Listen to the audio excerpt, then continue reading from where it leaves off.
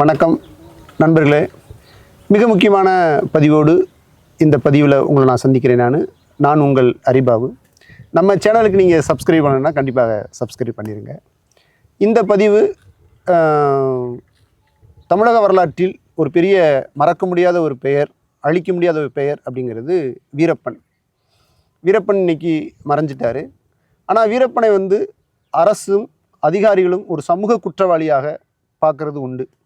ஏன்னா அவர் ஆயிரக்கணக்கான யானைகளை கொண்டார், ஆயிரக்கணக்கான யானை தந்தங்களை கடத்தினார், 100க்கும் மேற்பட்டவர்களை அவர் கொன்றொழித்திருக்கிறார் என்று அரசு பதிவேடுகளில் பதிவு செய்யப்பட்டிருக்கிறது. அது உண்மையும் கூட, அதை நம்ம மறுக்கலை. ஆனால் அதே நேரத்தில் வீரப்பன் இன்னைக்கு பொதுமக்களால் எப்படி பார்க்கப்படுகிறார் என்றால், அவர் ஒரு கடவுளாக பார்க்கப்படுகிறார், ஒரு வீரத்தின் அடையாளமாக பார்க்கப்படுகிறார், ஒரு சாமியாக பார்க்கப்படுகிறார்.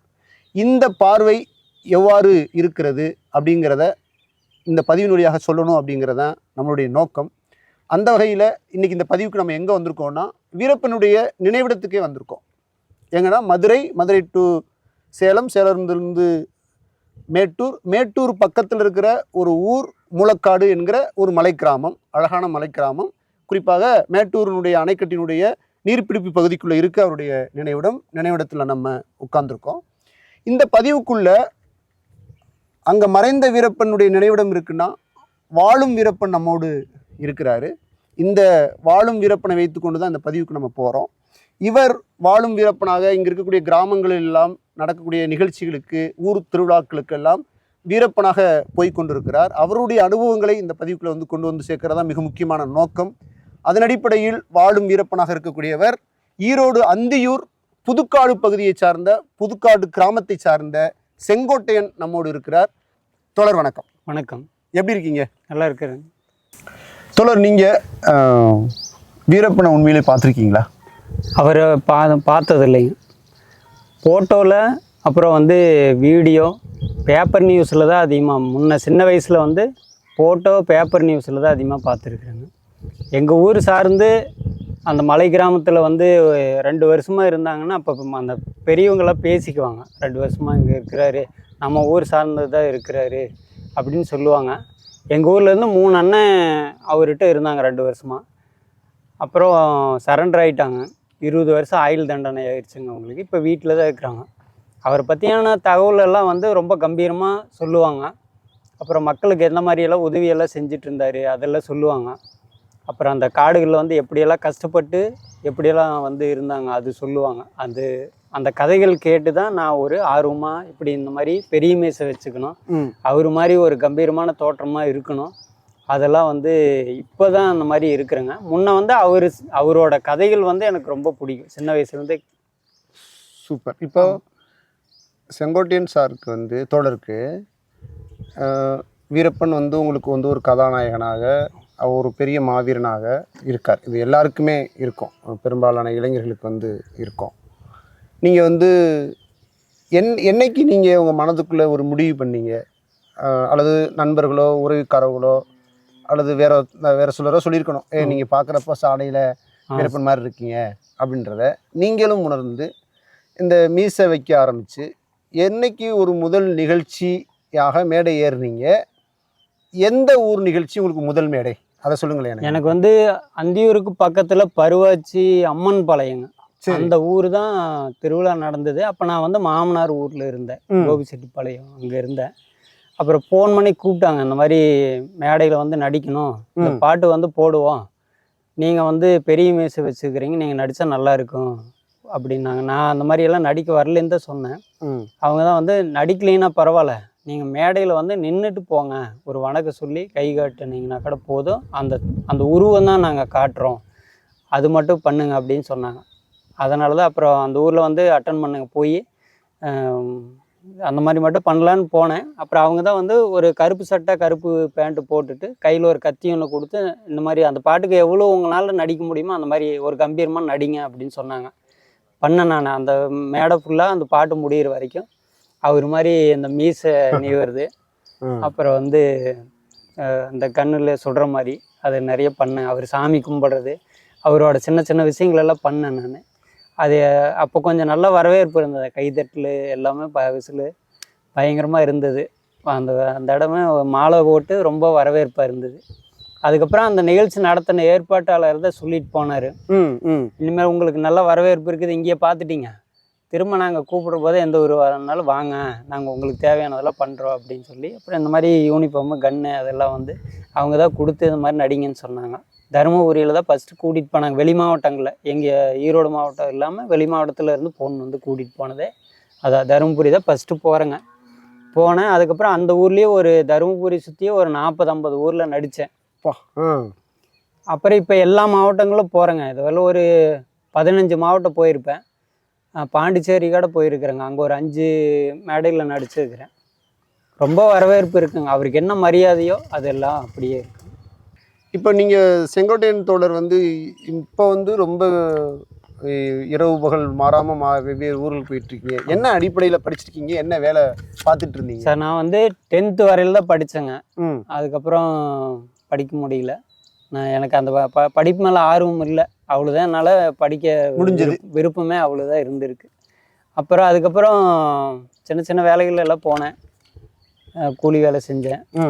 அப்புறம் வந்து கார்மெண்ட்ஸில் டெய்லராக இருந்தேங்க. ஒரு 15 வருஷமாக டெய்லர். நான் இன்னுமே டெய்லர் வேலை தொடர்பில் தான் இருக்கிறேங்க நான். Okay okay.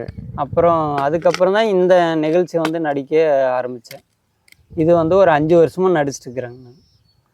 இப்போது இங்கே வந்து ஐயாவுடைய சமாதி இருக்குது. ஐயா சமாதி பக்கத்துக்குள்ள நிறைய சமாதிகள் இருக்கு. இதெல்லாம் யார் யார், இதை பற்றி? இது வீரப்பன் ஐயா சமாதி. இது அவரோட அண்ணன் மகன் மணி அண்ணன். அவரோட அப்பா மாதையண்ணன், வீரப்பன் ஐயாவோட அண்ணார். ஆமாம், மாதையண்ணன் தெரிஞ்ச அவங்களுடைய சம்சாரங்க. அதுக்கு பக்கத்தில் இருக்கிறவங்க. அவர் சிறையில் இருந்து ஆமாங்க, மரணம் அடைஞ்ச, சிறையில இருந்து மரணம் அடைஞ்சவரோட. அப்போ இது வந்து அவருடைய சொந்த இடம். இவங்களுடைய சொந்த இடங்க. இப்போ வந்து கிராமங்களுக்கு போறீங்க, எந்தெந்த மாதிரியான நிகழ்ச்சிகள் கூப்பிடுறாங்க? அதாவது ஊர் திருவிழா அல்லது சாமியாட்டங்கள் அல்லது அரசு நிகழ்ச்சிகளுக்கு போறீங்களா? எந்தெந்த மாதிரியான விசேஷத்துக்கு போறீங்க நீங்கள்? அதிகமாக கிராமிய கலை நிகழ்ச்சி, ஆடல் பாடல் நிகழ்ச்சி, அப்புறம் தெருக்கூத்து. ஊர் திருவிழாவில் பெரியவங்க பெரிய தனத்துக்காரர் வந்து ஊர்வலம் கூட்டிகிட்டு போவாங்க. ஊர்வலத்துக்கு வருவாங்க, கோயில் ஊர்வலம். அதில் போயிருக்கிறேங்க. இப்போ நீ சொல்கிற மாதிரி எல்லா விசேஷத்துக்கும் போகிற மாதிரி உங்களுக்கு ஒரு வாய்ப்புகள் உருவாகி வருது. நேரடியாக கேள்வி, ஏன் மக்கள் உங்களை அழைக்கிறாங்க? நான் கேட்குறது, நீங்கள் மீன்ஸ் வீரப்பனை ஏன் அழைக்கிறாங்க? அவங்களுடைய நோக்கம் என்னவா இருக்குன்னு தெரிய விரும்புகிறேன் நான். ஏன்னா நீங்கள் தானே ஊருக்கு போயிட்டு வரீங்க. அந்த ஊர் மக்களுடைய மனம் விருப்பம் என்னவா இருக்குது, அதை மட்டும் சொல்லுங்களேன். அவங்க வந்து அவரை ஒரு கடவுளுக்கு சமமாக பார்க்குறாங்க சார். அதனால தான் வந்து இவருக்கு ஒரு மரியாதை கொடுக்கணும் அப்படின்னு தான் எனக்கு அந்த ஊரில் ஒரு முதல் மரியாதை தான் இருக்குங்க. எந்த ஊரில் போனாலும் மாலை அணிவிச்சு பொன்னாடை போற்றி ஒரு சாமிக்கு வந்து எப்படி ஒரு மரியாதை செய்வாங்களோ அந்த மாதிரி அதே மாதிரி மரியாதை உங்களுக்கு கொடுக்குறாங்க. இப்போ கவர்மெண்ட் என்ன சொல்லணும் அப்படின்னா, வீரப்பன் வந்து ஒரு சமூக குற்றவாளி, அவர் வந்து நிறைய தீங்குகள் செஞ்சுருக்காருன்னு சொல்லப்படுது இல்லையா? ஆனால் நீங்கள் ஊருக்கு போகிற போது ஊர்தோறும் உங்களுக்கு ஒரு மிகப்பெரிய வரவேற்பு இருக்குது. அப்போது ஊர் பொதுமக்கள், பெரியோர்கள், அங்கே இருக்கக்கூடிய இளைஞர்கள் என்ன சொல்லுவாங்க வீரப்பனை பற்றி? உங்களுக்கு களத்தில் இருப்பீங்கல்ல, அது தெரிஞ்சுக்கிறதுக்காக கேட்குறேன் நான். அவங்க வந்து வீரப்பன் அவர் வந்து பொதுமக்களுக்கு, அப்புறம் வந்து ரொம்ப ஏழை குடும்பத்துக்கெல்லாம் வந்து ரொம்ப பெரிய உதவியாக இருந்திருக்காரு. அந்த மாதிரி தான் சொல்லுவாங்க. இளைஞர்களும் வந்து நீங்கள் வந்து அவர் மாதிரி ஒரு கம்பீரமாக ஒரு தோற்றமாக இருக்கிறீங்க, அவருக்கு அப்புறம் வந்து நாங்கள் உங்களை அந்த மாதிரி பார்க்குறோம், அவர் மாதிரி பார்க்குறோம், அவரையே பார்க்குறோம், ஒரு உயிரோட்டமாக அவர் மாதிரியே இருக்கிறதுனால, நேரில் பார்க்காதனால உங்களை நாங்கள் அவர் மாதிரி பார்க்குறோம், நீங்களும் அவர் மாதிரியே நிறைய உதவி வந்து செய்யுங்க, உங்களால் என்ன முடியுமோ அந்த மாதிரி ஒரு உதவியாக எல்லாத்துக்கும் இருங்க அப்படின்னு சொல்லுவாங்க. உங்களை அழைக்கிறாங்கல்ல கிராமங்களில். ஆமாங்க. இந்த அழைக்கிற கிராமங்கள் வந்து வெறும் வன்னியர் கிராமங்களா, இல்லை பிற சமூகம் சார்ந்த மக்களுடைய கிராமங்களும் உண்டு, திருவிழாக்களும் உண்டா? பிற சமூக சார்ந்த கிராமங்களும் இருக்கு. அந்த திருவிழா தான் அது. ஒரு சில இடங்களில் வன்னியர் மட்டும் இருக்கிற கிராமம் இப்படித்தான் இருக்கு. ஆனால் பொதுவாக தான் எல்லாரும் பார்க்குறாங்க. அப்போ ஒரு பெரிய முக்கியமான ஒரு மாற்றம் இல்லையா? ஆமாம். வீரப்பன் வந்து ஒரு குறுகிய வட்டத்துக்குள்ளெல்லாம் அடைக்க முடியாது, அப்படிதானே? ஒரு ஜாதிக்காரராக அப்படி இல்லை. ஜாதிக்குரிய வீரம் சார்ந்த பாத்திரமா கட்டமைக்கப்படலை. இல்லைங்க. இப்போ எல்லா சமூகத்துக்கும் உரியவராக பார்க்கப்படுறாங்க. எல்லா திருவிழாக்களிலும் அவருடைய உருவம் மேடைக்கு வருது, அப்படிதானே அர்த்தம்? ஆமாங்க. ஏன்னா நேரில் பார்க்குறவங்க கடை சொல்லியிருக்கிறாங்க, அவங்களுடைய சமுதாயம் சொல்லி கடை நான் இந்த சமுதாயம், ஆனால் எனக்கு இவரை பிடிக்கும் அப்படின்னு சொல்லுவாங்க என்கிட்ட. நான் வந்து அவங்கக்கிட்ட சொல்லியிருக்கேன், நான் சமுதாயம் பார்த்து யார்கிட்ட பழகிறது இல்லை, பேசுறது இல்லை. சிறப்பு. நீங்கள் வந்து உங்களோட அடையாளம் சொல்லி என்கிட்ட பேசுகிறீங்க, ஆனால் நான் வந்து அவரை பொதுவாக பார்த்துட்டு நானும் அவர் மாதிரி ஒரு பொதுவாக தான் இருக்கிறேன். இது சமுதாய அடையாளத்துக்காக நான் இந்த அடையாளம் இல்லைங்க, பொதுவாக தான் இருக்கிறேங்க. இப்போ நீங்கள் நிகழ்ச்சி பண்ண ஆரம்பிச்சு சரிங்க. ஒரு வருஷத்தில் எத்தனை நிகழ்ச்சிகளுக்கு நீங்கள் போயிட்டுருக்கீங்க? எந்தெந்த மாதங்களில் ரொம்ப பிஸியாக இருக்கீங்க? நான் வந்து ஜனவரி மாதத்துலேருந்து மே மாதம் வரைக்கும் ரொம்ப பிஸியாக இருப்பேன் சார். ஓ ஆமாம், அதுலேருந்து தொடர்ந்து பிஸியாகவே இருக்குங்க. இப்போ வந்து நிறைய வரவேற்புகள் வர ஆரம்பிச்சிருச்சு. வரவேற்பு அதிகமாக இருக்குங்க. இப்போ நிறைய மேடைகள் போயிருக்கீங்க. நான் வந்து இந்த ஊரில் இந்த நிகழ்ச்சியில் நான் மறக்கவே முடியாத ஒரு சம்பவம் எனக்கு நடந்துச்சு அப்படின்னா என்ன சொல்லுவீங்க? உங்களுக்கு நிறையா இருந்திருக்கும், எங்களுக்கு சுவாரஸ்யமாக இன்னும் ஏதாவது ஒன்று நீங்கள் உங்களை மனசை கவர்ந்தது அல்லது ஒரு 10 வயசு அல்லது ஒரு 15 வயசுக்குள்ளே இருக்கிற சின்ன சின்ன இளைஞர்கள் வந்து வீரப்பன் ஐயாவோட டிஷர்ட்டு போட்டிருப்பாங்க. சரி. அப்புறம் அவருக்கு ஒரு மரியாதை கொடுக்கணும்னு எப்படி காலில் விழுந்து ஆசீர்வாதம் வாங்குறது, அது வந்து என்கிட்ட நிறைய பேர் எப்படி வாங்குவாங்க. நான் அந்த குழந்தைங்களாம் இப்படி காலில் விழுந்து கும்பிடும்போது நானும் அவங்கள தொட்டு கும்பிடுவேங்க. நான் வந்து ஒரு வேஷ கலைஞர் தானே, அதனால நான் என்னை கும்பிடும்போது அவங்கள கும்பிட்டுருவேன். நான் அது ஒரு பழக்கமாகவே வச்சுருக்கிறேன். நம்மளை கும்பிட்றாங்கங்கிறதுனால நாம் அவராக மாறிட முடியாது. Okay okay okay. அதனால் நம்மளை கும்பிட்றவங்கள கும்பிட்டுருவேன். தொடர். இப்போ நீங்கள் கட்சியில் எதுவும் இருக்கீங்களா சார்? நான் வந்து ஈரோடு வடக்கு மாவட்ட கலை இலக்கிய அணி தலைவர், பாட்டாளி மக்கள் கட்சியில் பொறுப்பாளருங்க. ஓ, பாட்டாளி மக்கள் கட்சியில் இருக்கீங்க. ஃபஸ்ட்டு ஒன்றிய பொறுப்பில் இருந்தேங்க, வன்னியர் சங்க ஒன்றிய தலைவராக இருந்தேன். அப்புறம் கலை நிகழ்ச்சி நடித்ததுக்கப்புறம் டாக்டர் ஐயா கிட்ட பொறுப்பு வந்து கொடுத்தாங்க. அப்போ நான் அவரை நேரில் பார்க்க போயிருந்தேன். அப்போ வந்து டாக்டர் ஐயா வந்து சொன்னார், அவரு ஐயா பார்த்துருக்கீங்களா? ஐயா வந்து ஒரு 5 டைம் நேரில் பார்த்துருக்குறேங்க. ஓ, என்ன சொல்லுவார் அவர்? உங்களுடைய இதை பண்ண உங்கள் நிகழ்ச்சியை பார்த்துருக்காரா? நிகழ்ச்சியோடது பார்க்கலைங்க. அவர் வந்து இந்த உருவ இது பார்த்ததுக்கப்புறம் வீரப்பனா ஒரு மாதிரி இருக்கிறது, அப்படி இருக்கிற தம்பி அப்படின்னு சொல்லி சொன்னாரு. அப்படி சொல்லுவாரு. சூப்பர் சூப்பர், வாழ்த்துக்கள். இந்த மாதிரி மேடை நிகழ்ச்சியெல்லாம் இருக்குதுல்ல, அதெல்லாம் நடிக்கலாம் இல்லை அப்படின்னு சொன்னார். அப்படியா? ஐயா கிட்ட, ஐயா நான் ஒரு 2 வருஷமா அந்த மாதிரி நடிக்கிறேங்க அப்படின்னு. இந்த மாதிரி அவர் மாதிரி உடை அணிஞ்சிட்டு துப்பாக்கி வந்து இந்த மாதிரி தோலில் வச்சுட்டு கம்பீரமாக நடந்து போனீங்கன்னா எல்லாரும் பயப்படுவாங்க. நல்லா இருக்கு தம்பி, இதே மாதிரி தொடர்ந்து பண்ணுன்னு சொல்லியிருக்காரு. என்ன நேரில் பார்த்துருக்காரு. அவருடைய ஐயாவுடைய கட்சி மேடைகளில் நீங்கள் ஏதாவது ஒரு பாட்டுக்கு அவர் முன்னால் நீங்கள் நிகழ்த்திருக்கீங்களா? இன்னும் இல்லைங்க, அந்த மாதிரி நடிக்கல. ஆனால் இப்போ நீ நடிக்கிறேங்கிறது தெரியுங்க, ஐயாவுக்கு தெரியும். சின்னையாவுக்கு தெரியுமா? சின்னையாவுக்கு தெரியுங்க. ஒரு தடவை நேரில் அவரோட நின்று போட்டோ எடுத்திருக்கிறேன். நான் இப்படி இந்த உருவமாக இருக்கிறேன்னு அவருக்கு தெரியும். அப்புறம் சௌமியா அம்மாவுக்கு தெரியுங்க, அவங்க பொண்ணு, கடைசி பொண்ணு சம்யுக்தா, அவங்களுக்கு தெரியுங்க. அவங்களோட எல்லாம் நின்று போட்டோ எடுத்துருக்கிறேன். வீரப்பன் ஒரு மாதிரி பெரிய மீசை உங்களுக்கு அருமையாக இருக்குது அப்படின்னு சொல்லியிருக்காங்க. இப்போ இது கடந்துங்க ஐயாவுக்கும் சின்ன ஐயாவுக்கும் வந்து இந்த உருவத்தை பிடிக்கிறதுக்கு வீரப்பன் ஐயாவுக்கு வந்து டாக்டர் ஐயாவை வந்து ரொம்ப பிடிக்குங்க. ஐயாவுக்கு வந்து ஓட்டு போடுங்க, சப்போர்ட் பண்ணுங்க, அவரால் நமக்கு ஒரு விடிவு காலம் கிடைக்கும் அப்படின்னு வீரப்பன் ஐயா அப்பயே சொல்லியிருக்காரு. பதிவில் பார்த்துருக்கேன். அதனால தான் எங்கள் குடும்பத்திலேயே வந்து அப்பாவுக்கு வந்து டாக்டர் ஐயா மேலே ரொம்ப ஒரு ஆர்வமாக ஒரு 20-30 வருஷமா அந்த சங்கத்திலேயே இருந்தார். அவருக்கு அப்புறம் வந்து எங்கள் குடும்பத்தில் நான் வந்தேன். எனக்கு வந்து வீரப்பன் ஐயா மேலே அந்த ஆர்வம் இருக்கிறதுனால தான் நான் இதுக்குள்ளே அப்படியே பயணிச்சுட்டு இருக்கிறேங்க. இப்போ நான் கேட்குறது, வீரப்பன் பற்றியான பாடல்கள் வந்து எழுதுறாங்க. நீங்கள் வந்து எந்தெந்த பாடல்களுக்கு ஆடுறீங்க? சினிமா பாட்டு எடுத்துக்கிறீங்களா, அல்லது இந்த உள்ளூரில் இருக்கிற புலவர்கள் அல்லது அந்த கவிஞர்கள் எழுதி கொடுத்த பாடல்களா, இல்லை நான் இன்னும் கேள்விப்படுறேன் அந்த வந்தவாசி தருமபுரி பக்கமெல்லாம் கூத்துக்குள்ள வந்து வீரப்பன் பாட்டு பாடுறாங்கன்னு சொல்கிறாங்கல்ல, நீங்கள் எந்த பாடல்களை? நான் வந்து சந்தனக்காடு தொடரில் வந்த அந்த தொடக்க பாடலில் வந்து நடிக்கிறேங்க. அதிகமாக அந்த பாட்டுக்கு தான் நடிக்க வரவேற்பு இருக்குது. ஊரில் வரவேற்பு இருக்குதுங்க. அது இல்லாமல் அவருடைய வசனங்களுக்கு அந்த மாதிரி நடிக்க சொல்லுவாங்க. அது ஒரு சில இடங்களில் தான் நான் நடிக்க சொல்லியிருக்காங்க. தெருக்கூத்தில் வந்து வீரப்பன் ஐயாவை வாழ்த்தி பாடுவாங்க. அது எப்படின்னா நம்ம மறைஞ்சவங்களுக்கு ஒரு அது பாட்டு இருக்கு, மறைஞ்சவங்களுக்கு வாழ்த்தி பாடுற ஒரு பாட்டு இருக்கு தெருக்கூத்தில். அது வந்து இவங்க பாடுவாங்க, வீரப்பன் ஐயாவை வாழ்த்தி பாடுறது.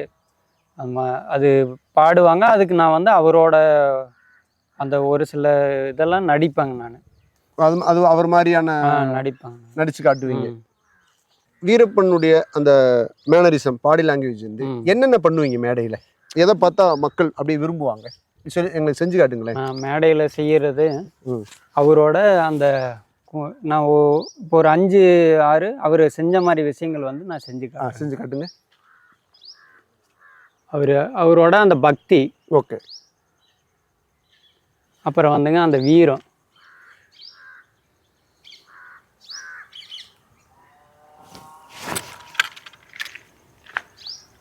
அந்த மாதிரிங்க.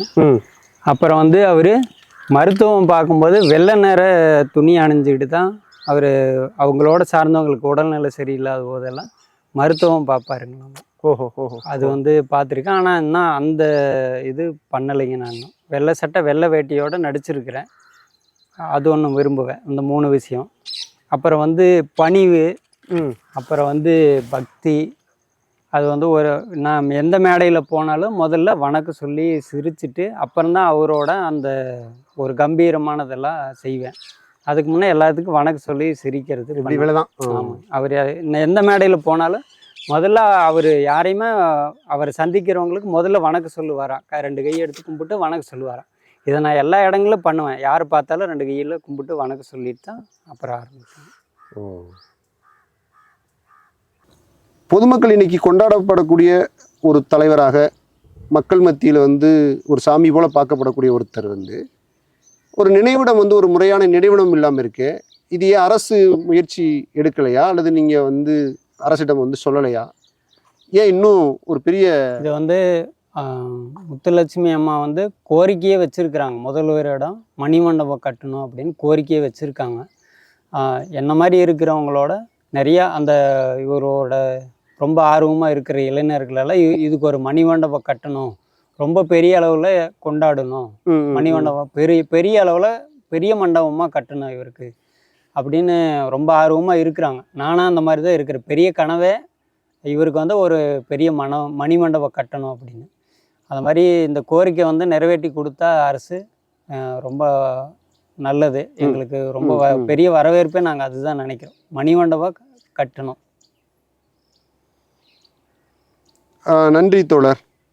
எங்களுக்காக நீங்கள் இன்னும் சொல்ல மாதிரி பல 100 ஊர்களில் உங்களுக்கு இந்த நேரத்தில் அழைப்பு இருக்கிற நேரங்களில் எங்களுக்கு நேரத்தை ஒதுக்கி எங்களுக்கு அனுமதி கொடுத்து, அதுவும் குறிப்பாக ஐயாவுடைய நினைவிடத்திலே இந்த பதிவை இப்போ செஞ்சுக்குங்க அப்படிங்கிறதுக்கான வாய்ப்பு வழங்குனதுக்கு உங்களுக்கு ஒரு பெரிய நன்றி உங்களுக்கு சொல்லணும்.